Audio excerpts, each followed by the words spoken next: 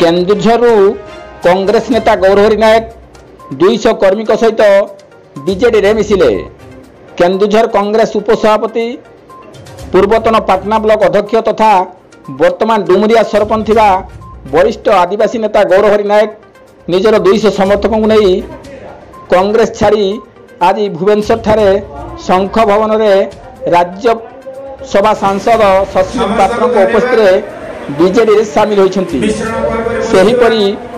पाटणार BJP नेता सत्यव्रत नायक, तेरकुईर BJP नेता कैलाश नायक, पूर्वतन केन्दुझर कांग्रेस लोकसभा प्रार्थी मोहन हेम्ब्रम निजर समर्थकों सहित आज शंख भवन में बीजेडी सामिल होता जना पड़ी। Govindra report KD news Odia. Shri Gaurahari Nayak जिला कांग्रेस उपसभापति वर्तमान ओडिशा राज्य साउंदी जाति समाज सभापति विधायक भाव में लड़ी 14 मसीह आज